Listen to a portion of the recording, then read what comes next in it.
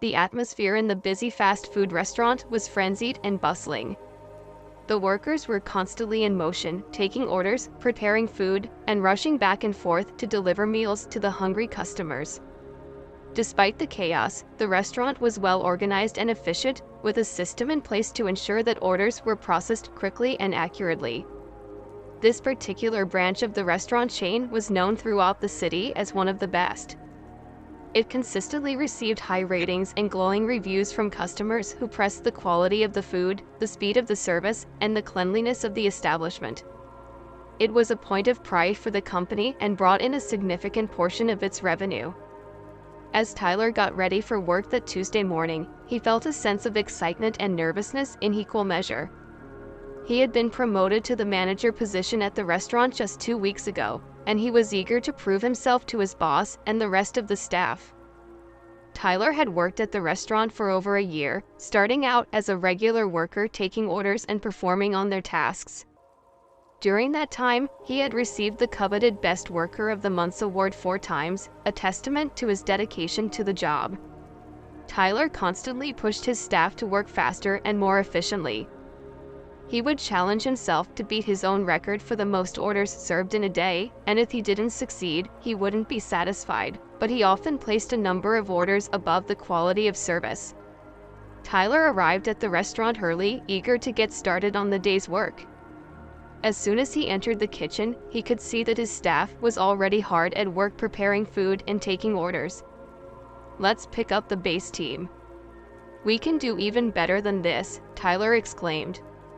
When he glanced at the number of orders processed so far, he knew they could exceed their goals for the day if they pushed themselves a little harder. Turning to Janet, one of the newer workers, Tyler said, "If you hustle a bit faster, Janet, we might earn a few more bucks today, and who knows, you might even shed a couple of pounds." Despite Tyler's enthusiasm and drive to succeed, not all of the staff at the restaurant appreciated his management style. In fact, many of them were growing increasingly frustrated with this constant need to push them to work harder and faster without regard for the toll it was taking on their well-being. What bothered them the most was Tyler's tendency to make thoughtless remarks without considering the consequences. He would often make jokes at the expense of his staff, particularly Janet, the newest and youngest member of the team.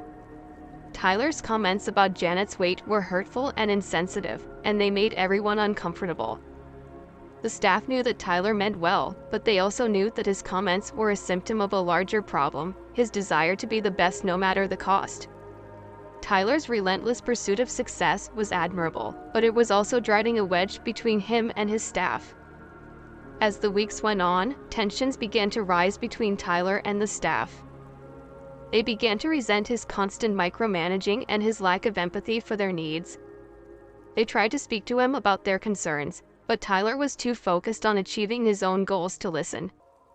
Ultimately, Tyler's unchecked ambition and thoughtlessness would have serious consequences for the restaurant. One small mistake would bring it all down, and Tyler would learn the hard way that true success requires more than just hard work and determination. The lines of people waiting to get their orders stretched out the door, a testament to the popularity of the restaurant. Many customers were regulars who knew exactly what they wanted and placed their orders quickly. Others were first-time visitors scanning the menu board with wide-eyed wonder as they tried to decide what to order. Although Sonia didn't dine out frequently, it wasn't because she didn't enjoy it, but rather due to her past experiences that were less than pleasant. However, fate had other plans for her. On this particular day, she found herself in a situation where she had to wait in line at a restaurant. While waiting for her son to arrive, who had recommended the place as she was feeling famished, she decided to give the restaurant a chance and started studying the menu board meticulously, weighing her options before finally making up her mind on what to order. She typed out what she wanted to order and waited. There were already just a couple of people waiting in front of her. When they were done, she was greeted with a warm smile from a girl with a name tag, Janet. "Good morning, ma'am. What can I get you today?" she asked Sonia with a smile on her face. Sonia presented her phone screen to Janet, who gazed at it with confusion before returning a perplexed smile upon further examination. Sonia realized that her phone screen had been locked and was displaying a screensaver image of her silly-looking dog. She chuckled, unlocked the phone, and displayed a note with text on it. As Janet read the message, she swiftly realized that Sonia was hearing impaired. "Okay, I understand." "Sure thing, ma'am." Janet responded before inquiring, "Would you like any lettuce on your burger?" Sonia is typing on her phone. Janet patiently waited for her order. However, the customers waiting behind her grew increasingly restless. Tyler, who had a habit of keeping his ear to the ground in the restaurant, noticed that Janet was holding up the line as he passed by the cashier's post. "Janet, what's happening?" Tyler inquired. Whispering into her ear, Janet smiled reassuringly at Sonia before signaling for Tyler to approach. She's deaf." Tyler communicated her order through a note. "I asked if she wanted lettuce on her burger, and she's probably typing a response." Now Janet explained in a hushed tone as Tyler scanned the growing line of impatient customers behind Sonia. His frustration began to mount. "Excuse me, ma'am." Tyler snapped his fingers. Tanya interrupted her as she typed her order. However, Sonia remained engrossed in her task and didn't acknowledge as frustrated Tyler raised his voice, shouting, "Hello, excuse me, ma'am." Finally, Sonia looked up and noticed Tyler speaking slowly but loudly enough for her to hear Tyler say, "Do you see all the people waiting behind you? You're holding up the line." Sonia then presented her notes, which contained inquiries about the items she was ordering. Tyler didn't bother to read them as he was growing increasingly angry at the delay. He calculated that he could have served at least 3 other customers in the time it took to serve.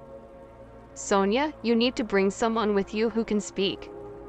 "I can't take your order from your phone notes. We never do that," Tyler declared firmly. "Could you please step aside? We have other customers waiting." Sonia was taken aback by Tyler's words. To her surprise, no one spoke up in her defense. The other customers stood there silently watching the exchange. Some even glared at her with undisguised annoyance and resigned. Sonia stepped aside and took the time to carefully compose a clear and concise message in her notes. Once it was her turn again, she approached the cashier, only for Tyler to quickly position himself beside Janet and say, "I told you already, ma'am, I'm not taking your order." "Is that clear?" Sonia was crestfallen. She gestured in confusion and despair, wondering why she was being treated so unfairly. She quickly typed a response on her phone and showed it to Tyler, hoping to clarify her situation. "I don't have any further questions. Please read my note and take my order." Her message read. However, Tyler ignored her and turned to the next person in line, asking if they were ready to place her order. A man in the line spoke up, saying to Tyler, "Don't you think you should help her out?" Tyler responded confidently, "I'm sorry, but we can't take orders through written notes because of our policies. We can take orders verbally," feeling like he was in charge. Tyler wasn't sure if there was an actual policy regarding written orders. He was just angry at Sonia's previous note where he thought she sounded rude, while Sonia was growing increasingly frustrated and couldn't comprehend why she was being denied service simply because of her deafness. She typed out her message on her phone. Her hands shaking nervously, the person waiting behind her refused to place his order until she had been served. "I think I'll wait until you finish taking her order," the man declared, smiling as a gesture towards Sonia. "Of course, sir, no problem." Tyler responded, turning his attention to the couple standing behind him. "You can go ahead and place your order now," he said, confused by the situation. Sonia and the man waiting behind her ultimately decided to go ahead and make their orders once she had finished typing her message. Sonia returned to Tyler and showed him her nose once again. The message read, "It is not acceptable to deny service simply because I'm deaf. I do not believe your company has any policies or rules prohibiting you from serving individuals who cannot verbally express themselves. I am considering lodging and complaining with your office. If you could please take my order, we can forget about everything else. I am simply hungry and do not wish to argue with you at that moment." Sonia attempted to use her voice and gestures to communicate her message to Tyler, but he remained steadfast in his position. He read her note and continued to insist on the restaurant's verbal ordering policy. Tyler grabbed the pen and paper and scribbled a message, which he handed to Sonia as she read the message. Her expression shifted from frustration to disbelief. "If you continue to persist, we will have to involve the police," the note read, overwhelmed with anxiety. Sonia began nervously biting her nails and pacing around the restaurant. She quickly composed another message on her phone and tried to show it to the restaurant staff, but they ignored her as though she were invisible. Everyone in the restaurant had been instructed to completely ignore her. She was filled with frustration and began to cry. She couldn't understand why no one around her was speaking up or trying to help. Perhaps they didn't comprehend the situation, or maybe they were intimidated by her attempts to communicate through speech and gestures. Sonia wasn't sure she was overcome with emotion. Sonia expressed her frustration to the restaurant staff through her tears, hoping that someone would understand her plight. Unfortunately, they didn't comprehend her message and instead signed back mockingly and laughed with tears streaming down her face. Sonia left her restaurant and waited outside for her son. As she sat there feeling hungry and alone, she reflected on the struggle she had faced throughout her life as a person with hearing impairment. Sonia was raised in a family with 3 children, where her 2 younger sisters often made fun of her at school. She was relentlessly bullied and called dumb due to her speech impediment. Once during lunchtime, someone stole her backpack and emptied its contents into a toilet. Among the items inside were batteries for the implants used to assist her hearing, fearful that her implant might die and she wouldn't be able to find replacement batteries. Sonia rushed home and locked herself in a room. Throughout her life, Sonia had experienced countless instances of people mocking her hearing impairment, though she was hurt by their callous behavior. She recognized that most of them didn't intend to hurt her. Her mother had always advised her to focus on the choices she had and to ignore the things that might offend her. It was difficult, but it was possible. However, when there were no choices and people made her hearing impairment an insurmountable obstacle, such as in the restaurant, Sonia couldn't help but feel hopeless and powerless after an agonizing 40-minute wait. Sonia's son Jeff finally arrived. He pulled up in his car and scanned the outdoor tables until he spotted his mother sitting at one of them. He made his way over to her. Jeff greeted her with a kiss, and Sonia signed to ask about his day and how the surgery went.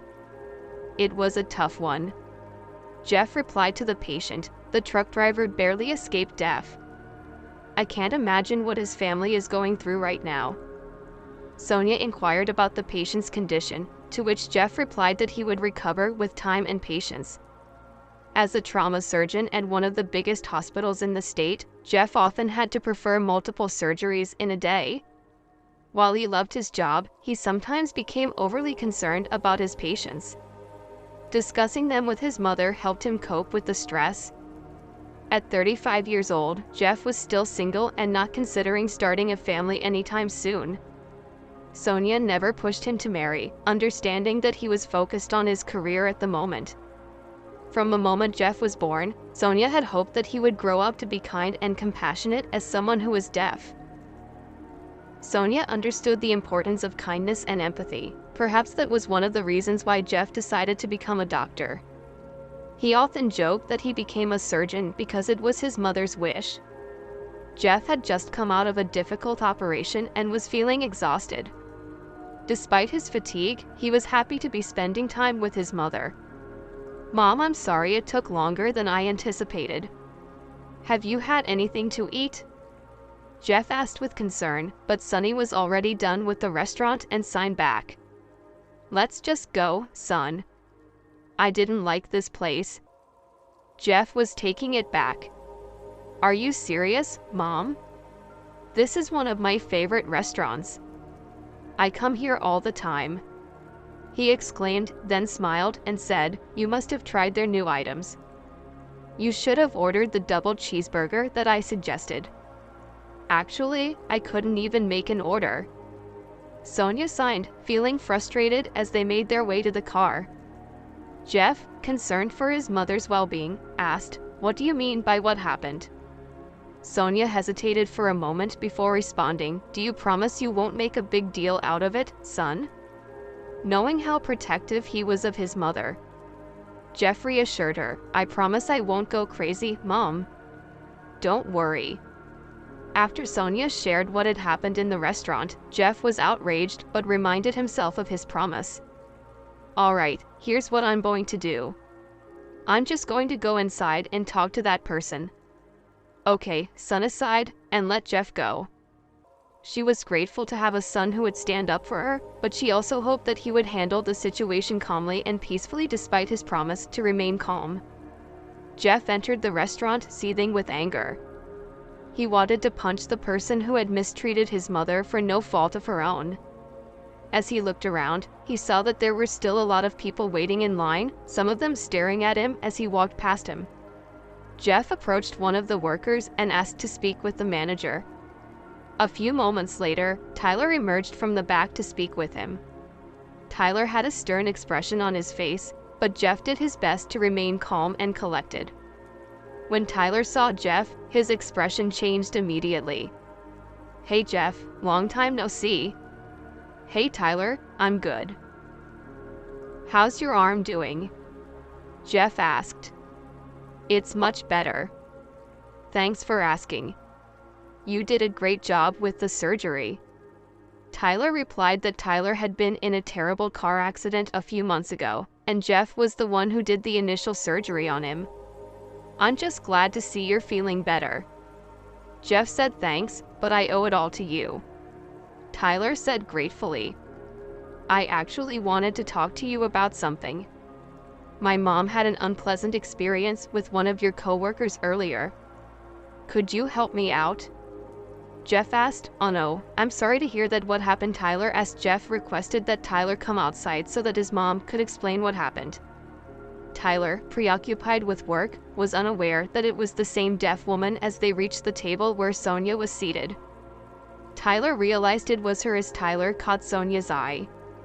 He was at a loss for words and stood there in silence. "Mom met Jeff. He was one of my patients, and he recently got promoted to manager.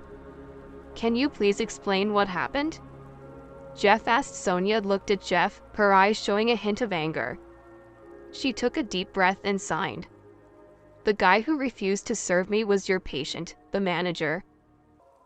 Jeff's expression immediately changed.